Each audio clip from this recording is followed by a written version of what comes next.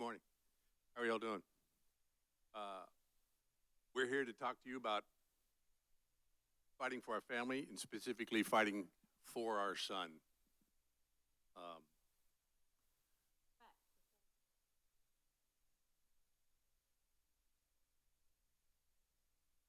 Okay, before we do that, before we get to our son, we just wanted to give a little snippet of our marriage. We've been married 45 years now, and Doug will tell you the first 6 years of it was hell. And so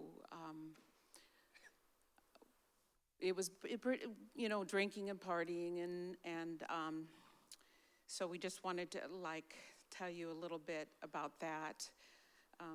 Yeah, so when we got married, and everybody's got aspirations of how life's going to be, and we're two different people. So as a man, you come in, we're gonna do it like this, and this is what I think marriage should be like, and I'm gonna be the provider, and you come in with this macho attitude, and they come in from a different attitude, and like our pastor's been talking about, we're different.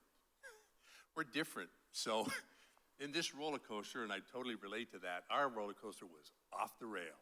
It was up and down, and it was off the rail. We didn't know what we were doing. We thought we did. Yeah, so I knew exactly what I was doing. I was out partying and drinking, okay, and he was home with the kids. So it was bad. After about 6 years of this, he had enough, and when he said, I'm leaving, I can't take this anymore, I was like, oh, good, now I can party more, and about 2 weeks of him gone, I thought, what in the world have I done? Now, I got saved when I was 8 years old because our parents sent us to church. A guy knocked on our door and said, we'll come and take your kids to church, and they were more than glad to send us. Thank God that it was a good Christian church instead of Jehovah's Witness or Mormon or something, but we got to go to a good church, and that pastor raised us. And so me and my brothers and sisters went to a church that gave us the Lord, but when I was 18 and got out of the house, life got, busy, and I stopped going to church. And you never say, I'm going to leave the Lord. You just, get busy with life, and before you know it, you're not going to church. And that's where I met Doug, okay? So I was away from the Lord. But when he was gone and I realized what I was doing, I asked him to come back and begged him to come back, and I would quit drinking, and I would quit my job, and I'll stay home. And the one thing I want to say about that, and that's the whole point of bringing this, is when he was leaving and taking his clothes out of the house, our little 5-year-old, she was four then, daughter said to Doug, Daddy, what are you doing? And he goes, well, your mom and I aren't getting along, and I got to leave. And this is what I wanted to say about that.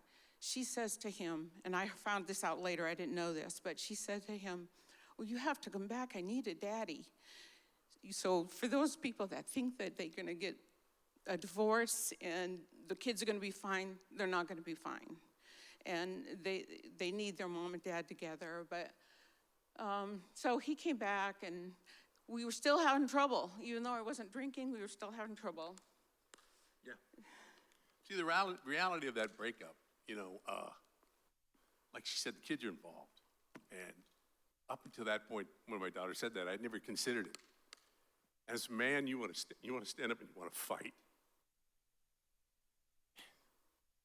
So I mean physically, you want to fight. That's what we want to do. And that's what this is about.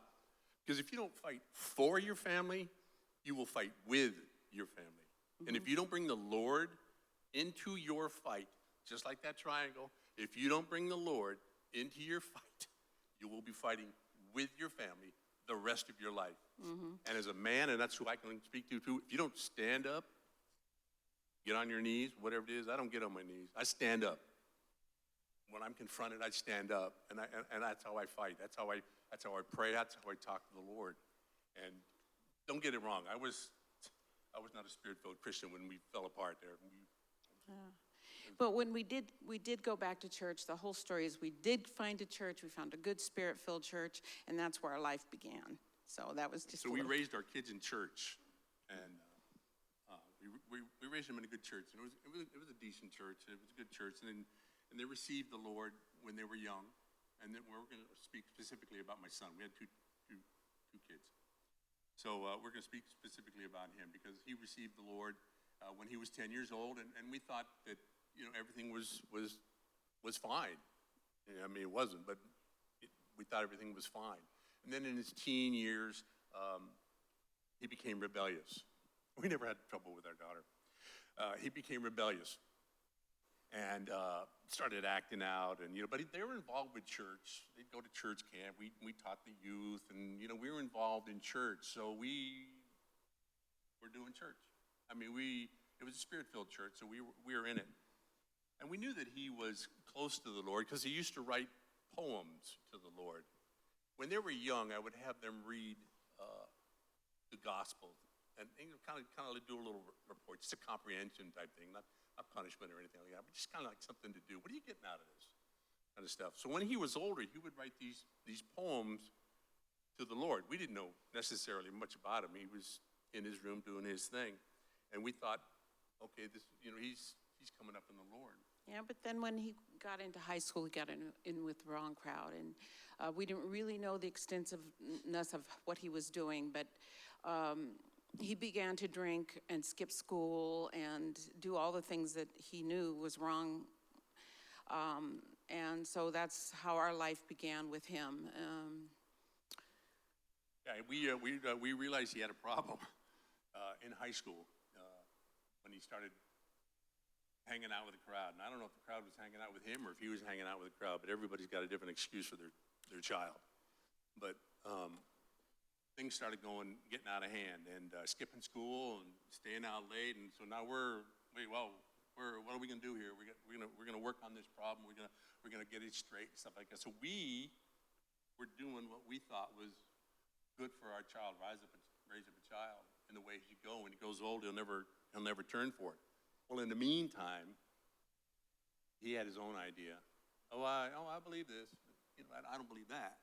I believe this, but I don't believe that. And we were like, well, how can you pick and choose the Bible? But we're talking to a teenager here. Well, we're talking to a teenager that was drinking then, and now he's smoking pot and doing drugs, and so obviously he's turning from the Lord is what he was doing. And so for our journey was praying for him and knowing.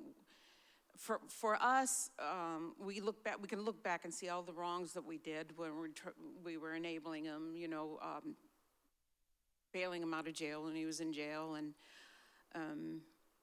giving him cars. Well, he just needs a car. If he has a car, and we were also praying these times. But for me, I was a little afraid to give it all to God because at that point I could not pray, whatever it takes, Lord, bring him back. Whatever it takes, bring him back, because I was afraid. I was afraid that would take maybe, him getting in an accident or being, crippled or blind. Or I didn't trust God. When I look back, I see that I wasn't trusting God.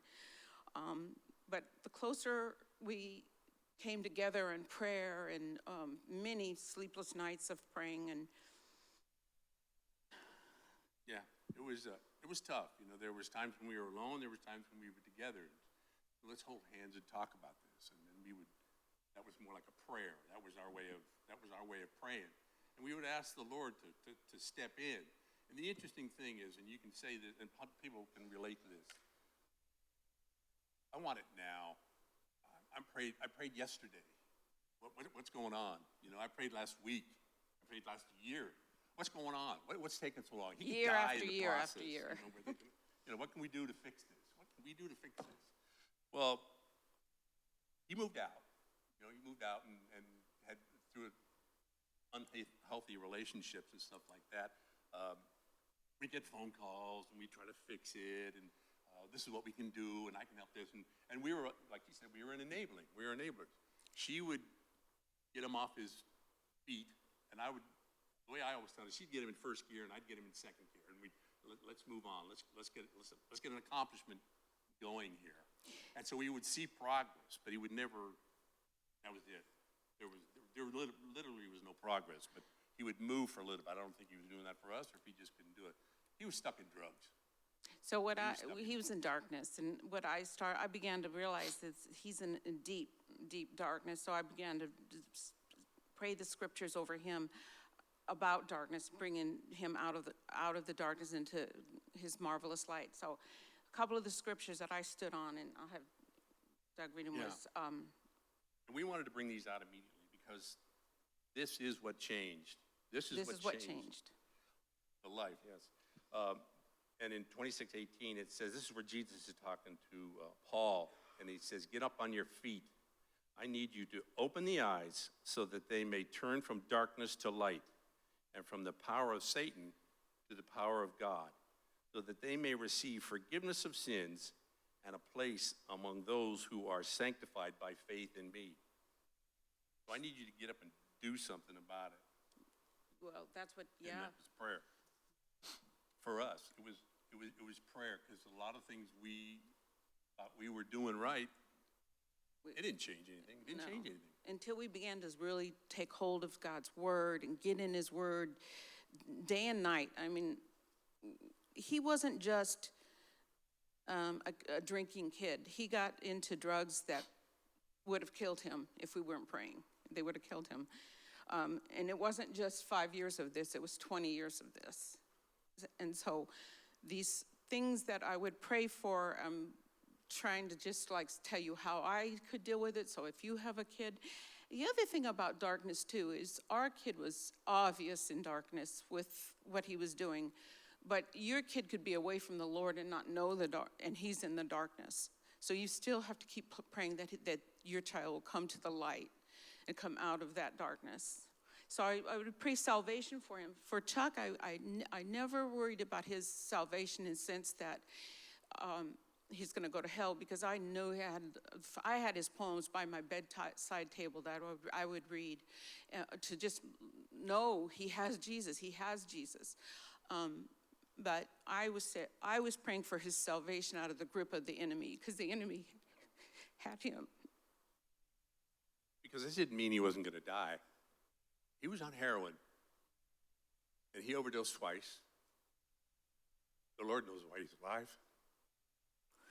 We'll get to that. Yeah, well, that was when one time he was at one of his, he would get judge mandated to go to rehab. That's the only way he would go. And this particular one he went to, it wasn't Christian based. So he came out and he was doing good. He looked good. He hadn't used.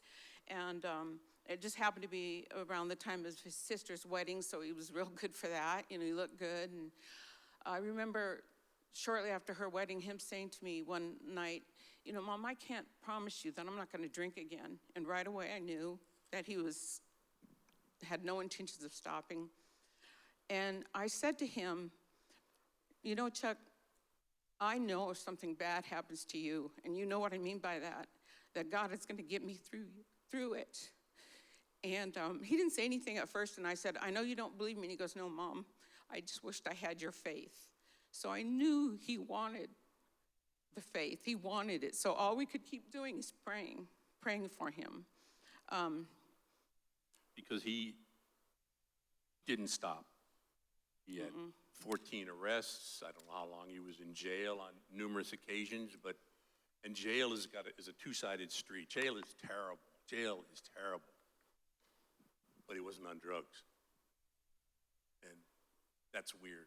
You know, that's when he would clean up, but then he'd go right back to it because he was addicted and he knew it. He knew it. He came to me one time and he said, I think I have demons. So he knew it, and he knew that he was in rebellion. He didn't necessarily confess to the rebellion until later. But at some point, we had to realize we need to get out of the way. We're doing something wrong here. Even though we're praying, we're trying to do things right, but we're in the way. We're enabling him too much. And sometimes you need to let go, and that's hard to do, because if I let go, he's going to die. And if he dies, now what am I going to do? These are reality questions that you ask yourself. I'm going to fix this kid. But you think you're going to fix him, but it's not going to be you. It's going to be God. Yeah.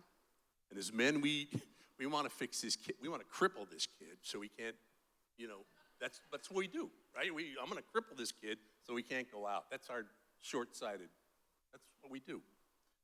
But fortunately, I prayed, I did a lot of praying. I prayed for his salvation. Again, I prayed the salvation of getting out of the grips of the enemy. Did you want to read my sure. Which one? 16:31? Yeah. So there was always spiritual warfare. We waffle back and I waffle back and forth, from breaking his leg to spiritual warfare. I used to tell him, we do live in the desert, right? Mm-hmm. So, which one am I reading now? Acts 16:31 was another one I stood on. Yeah. So this is where Paul is talking to the jailer, says to him, "What must I do to be saved?" And he said, "Believe in the Lord Jesus, and you will be saved, you and your household." Now that is what I held on, because I said, he's going to be saved. Well, for you, for people that their children aren't with the Lord, you just keep praying for them and pray that your salvation, your salvation doesn't cover them, but your prayers to God will touch God. And for us, it so did. to bring this to a close, what eventually happened was I retired and we moved to North Carolina because we're originally from California. And so we've been here about 7 years now, almost 8. So honestly enough, that was when we got out of the way, was when we moved across country from the West Coast to the Best Coast. And so the enabling stopped, because I couldn't do this for him, and I couldn't do that. I couldn't waste any money fixing this and that. It was dumb.